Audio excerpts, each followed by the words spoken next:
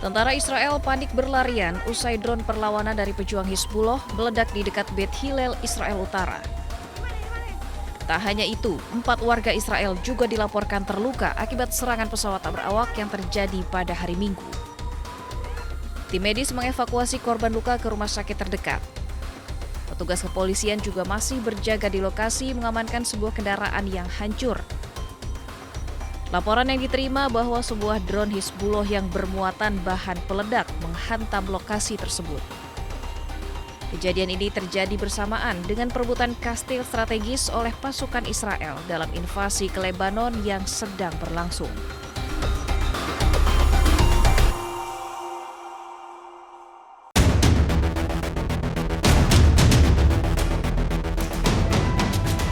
Kabut tebal menyelimuti Buenos Aires, membuat sejumlah kawasan di ibu kota Argentina nyaris tak terlihat.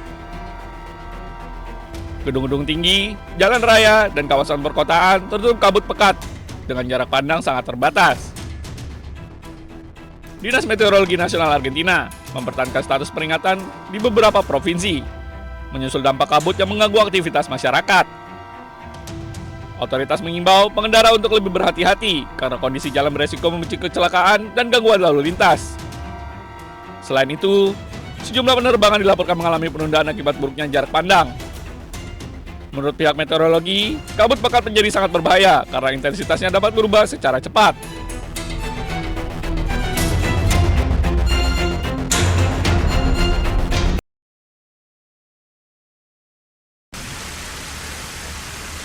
Paris dilanda suhu panas ekstrim di tengah gelombang panas yang menyapu sejumlah wilayah Prancis. Warga terlihat berusaha mendinginkan diri di air mancur kota, sementara sebagian lainnya menggunakan payung, kipas tangan, dan meminum air dari fasilitas umum untuk menghindari dehidrasi. Cuaca panas yang memecahkan rekor ini juga berdampak fatal.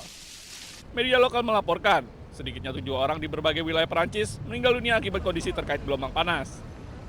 C'est le changement climatique, je pense. C'est comme ça. Je suis à Paris depuis 1 an et c'est la première fois que je vais en telle chaleur. Badan Meteorologi Prancis mengeluarkan status siaga oranye untuk 8 departemen di wilayah barat negara tersebut.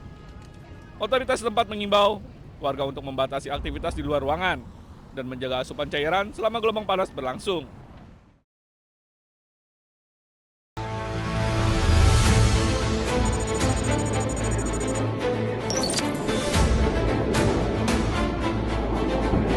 Tentara Hizbullah merilis sebuah video yang mereka sebut sebagai upaya heroik saat menghadapi militer Israel di wilayah Hadatta, Lebanon Selatan.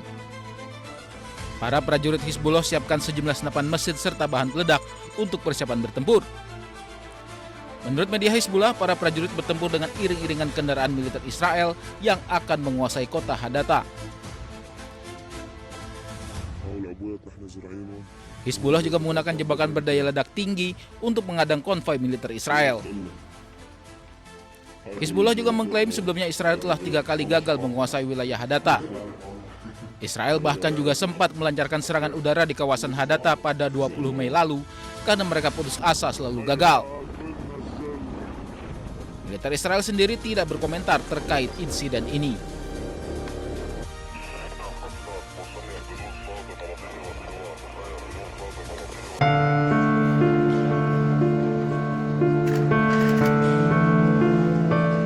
Pemimpin sayap militer Hamas, Brigade Al-Qassam, Muhammad Odeh, tewas bersama istri dan 2 anaknya dalam serangan udara Israel di wilayah Al-Rimal, Gaza. Para pelayat melakukan prosesi pemakaman di mana jenazah diselimuti bendera Hamas.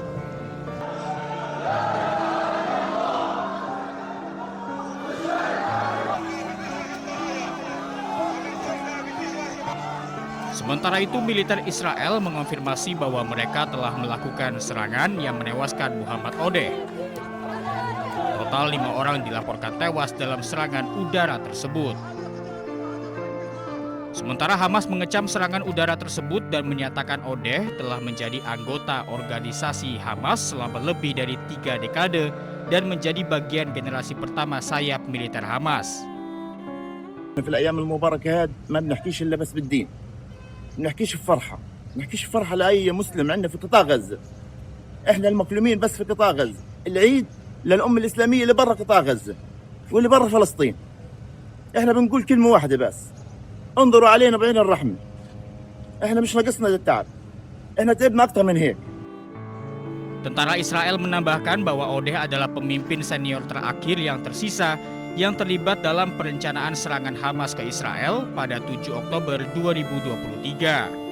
Sejak serangan tersebut, Israel telah membunuh 4 pemimpin sayap militer Hamas. حسبي الله ونعم الوكيل.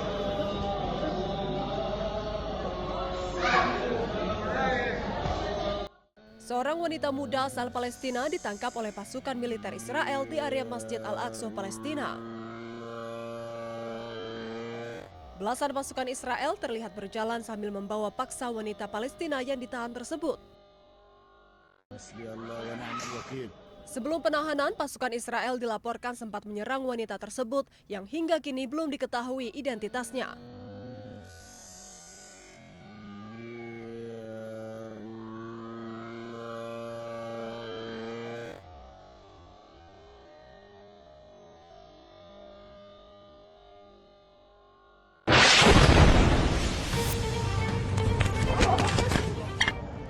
Israel kembali menyerang jalur Gaza Palestina, tepatnya di permukiman di kamp pengungsian Nusairat.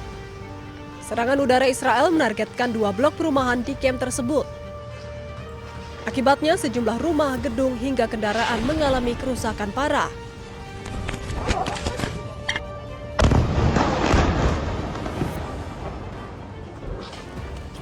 Puing-puing bangunan terlihat berserakan di area permukiman.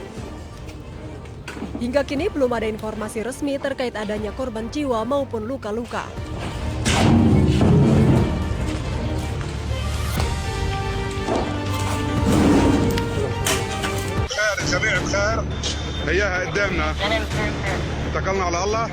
Militer Israel melancarkan gelombang serangan udara besar-besaran dan meluluhlantahkan kota Tyre, Lebanon Selatan. Serangan intensif ini terjadi di tengah kesepakatan perpanjangan gencatan senjata selama 45 hari yang sempat diumumkan pada pertengahan Mei lalu. Serangan udara ini menghantam sebuah rumah sakit Hiram Hospital di Tyre. Ledakan tersebut melukai sedikitnya 13 staf medis dan menyebabkan kerusakan parah pada fasilitas rumah sakit. Kementerian Kesehatan Lebanon melaporkan belasan warga sipil tewas dalam serangan ini, termasuk perempuan, anak-anak, serta petugas medis. Militer Israel, IDF, mengeluarkan perintah pengusiran paksa bagi penduduk lokal agar segera mengosongkan kota dan bergerak ke utara Sungai Zahrani. Dilaporkan hampir 80% warga Tyre kini telah mengungsi meninggalkan rumah mereka yang berubah menjadi puing-puing. Serangan di Tyre ini beriringan dengan operasi darat militer terbesar Israel sejak pecah perang Lebanon-Israel. Eskalasi berdarah di Tyre dan Lebanon Selatan ini memicu kecaman keras dari dunia internasional karena dinilai melanggar hukum kemanusiaan internasional terkait perlindungan fasilitas medis dan warga sipil.